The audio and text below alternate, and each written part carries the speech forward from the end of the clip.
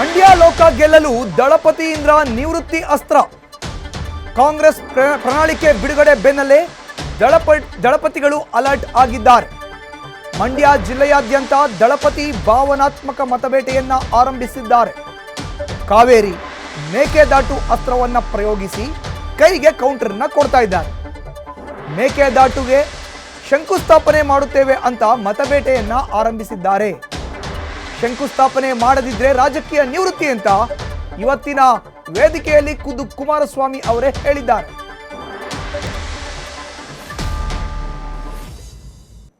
ಒಂದು ಮೇಕೆದಾಟಿನ ಹತ್ತಿರ ರಿಸರ್ವಾಯರ್ನ ಕಟ್ಟತಕ್ಕಂಥ ವಿಷಯದಲ್ಲಿ ಜಲಾಶಯವನ್ನ ನಿರ್ಮಾಣ ಮಾಡಲಿಕ್ಕೆ ನಾನು ಈ ಒಂದು ವೇದಿಕೆ ಮುಖಾಂತರ ಹೇಳ್ತಾ ಇದ್ದೇನೆ.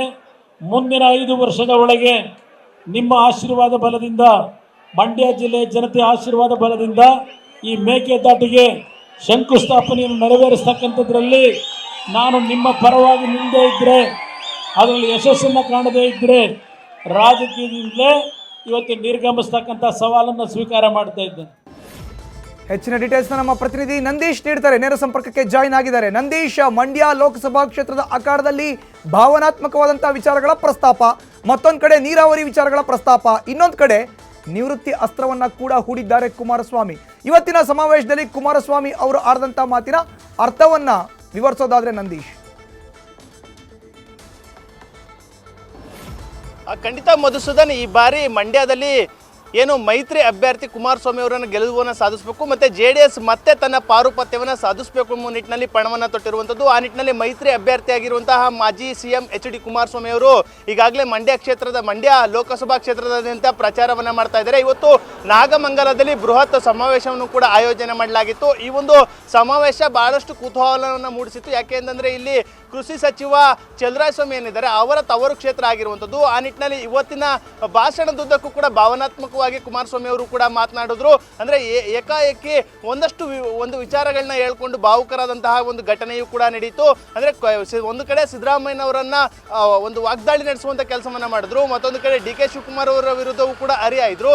ಇದರ ಜೊತೆಗೆ ಒಂದಷ್ಟು ಭಾವನಾತ್ಮಕವಾಗಿ ಅಂದರೆ ಇಲ್ಲಿ ಏನಾದರೂ ಈ ಬಾರಿ JDS ಸೋತ್ರೆ ಅಲ್ಲಿಗೆ ಪಕ್ಷ ಸಂಪೂರ್ಣವಾಗಿ ನೆಲಕಚ್ಚುತ್ತೆ ಎಂಬ ಒಂದು ಆತಂಕ ಇತ್ತು. ಆ ನಿಟ್ಟಿನಲ್ಲಿ ಇಲ್ಲಿನ ಸ್ಥಳೀಯ ನಾಯಕರೆಲ್ಲರೂ ಕೂಡ ನನಗೆ ಒತ್ತಡವನ್ನು ಹಾಕಿದ್ರು. ಆ ನಿಟ್ಟಿನಲ್ಲಿ ನಾನು ಇವತ್ತು ಸ್ಪರ್ಧೆಯನ್ನು ಮಾಡ್ತಾ ಇದ್ದೇನೆ.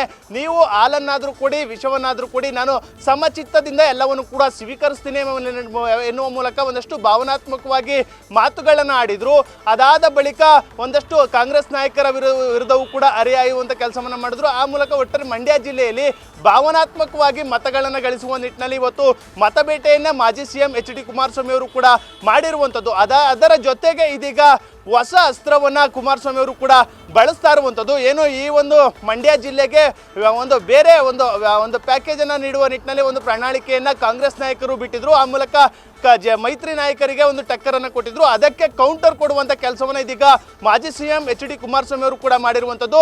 ಅಂದರೆ ಮೇಕೆದಾಟು ಯೋಜನೆಗೆ ಏನು ಕಾಂಗ್ರೆಸ್ ನಾಯಕರು ಇದುವರೆಗೂ ಕೂಡ ಒಂದು ಮುತುವರ್ಜಿ ವಹಿಸಿಲ್ಲ, ಅದಕ್ಕೆ ಚಾಲನೆ ಕೊಡುವಂಥ ಕೆಲಸವನ್ನು ಕೂಡ ಮಾಡಲಿಲ್ಲ. ಕೇವಲ ಬರೀ ಬಾಯಿ ಮಾತಿನಲ್ಲಿ ಅವರು ಮಾತುಗಳನ್ನ ಹೇಳ್ತಾ ಇದ್ದಾರೆ. ಮತ್ತೊಂದು ಕಡೆ ಹೋರಾಟವನ್ನು ಹಿಂದೆ ಮಾಡಿದ್ರು. ಆದರೆ ನಾನು ಅಧಿಕಾರಕ್ಕೆ ಬಂದರೆ ಮುಂದಿನ 5 ವರ್ಷದ ಒಳಗೆ ಕೇಂದ್ರ ಸರ್ಕಾರದೊಂದಿಗೆ ಮೋದಿಯವರ ಜೊತೆ ಚರ್ಚಿಸಿ ಒಂದು ಮೇಕೆದಾಟು ಯೋಜನೆಗೆ ಶಂಕುಸ್ಥಾಪನೆ ಮಾಡುವ ನಿಟ್ಟಿನಲ್ಲಿ ಎಲ್ಲ ರೀತಿಯ ಸಿದ್ಧತೆಯನ್ನು ಮಾಡ್ಕೊಂಡಿದ್ದೀವಿ. ಏನಾದರೂ ಆ ಒಂದು ಕೆಲಸ ನನ್ನ ಅವಧಿಯಲ್ಲಿ ಆಗಲಿಲ್ಲ ಅಂತಂದರೆ ನಾನು ರಾಜಕೀಯದಿಂದಲೇ ನಿವೃತ್ತಿಯನ್ನು ಕೂಡ ಪಡಿತೀನಿ ಎಂಬ ಮೂಲಕ ಒಂದು ಹೊಸ ಅಸ್ತ್ರವನ್ನು ಪ್ರಯೋಗ ಮಾಡಿರುವಂಥದ್ದು. ಅಂದರೆ ನೀರಾವರಿ, ಕಾವೇರಿ ವಿಚಾರವನ್ನು, ಮೇಕೆದಾಟು ವಿಚಾರವನ್ನು ಇಟ್ಕೊಂಡು ಇದೀಗ ಮತದಾರರ ಗಮನವನ್ನು ಸೆಳೆಯುವ ನಿಟ್ಟಿನಲ್ಲೂ ಕೂಡ ಪ್ರಯತ್ನ ಪಟ್ಟಿರುವಂಥದ್ದು. ಇನ್ನೊಂದು ಮಾತನ್ನ ಕುಮಾರಸ್ವಾಮಿ ಅವರು ಕೂಡ ಈ ಒಂದು ವೇದಿಕೆ ಮೇಲೆ ನಿಂತು ಹೇಳಿದ್ರು. ಅಂದರೆ ಸಿದ್ದರಾಮಯ್ಯನವರು ಸೂರ್ಯ ಚಂದ್ರ ಎಷ್ಟು ಹುಡ್ತಾರೋ ಅಷ್ಟೇ ಸತ್ಯ, ಮಂಡ್ಯದಲ್ಲಿ ಕುಮಾರಸ್ವಾಮಿ ಅವರು ಕೂಡ ಸೋಲನ್ನು ಅನುಭವಿಸ್ತಾರೆ ಎಂಬ ಮಾತುಗಳನ್ನ ಹೇಳ್ತಾ ಇದ್ದಾರೆ. ಆದರೆ ಆ ಶಕ್ತಿ ಸಿದ್ದರಾಮಯ್ಯನವರಿಗೆ ಇಲ್ಲ ಎಂಬ ಒಂದು ಎಚ್ಚರಿಕೆಯನ್ನು ಕೂಡ ಇವತ್ತಿನ ಒಂದು ಸಮಾವೇಶದಲ್ಲಿ ಮಾಜಿ CM ಕುಮಾರಸ್ವಾಮಿ ಅವರು ಕೂಡ ಹೇಳಿರುವಂಥದ್ದು. ಮಧುಸೂದನ್, ಧನ್ಯವಾದ ನಂದೀಶ್ ನಿಮ್ಮ ಮಾಹಿತಿಗೆ. ನ್ಯೂಸ್ ಫಸ್ಟ್ ನಿರ್ಭೀತಿಯಿಂದ ನಿಮ್ಮ ಪರವಾಗಿ.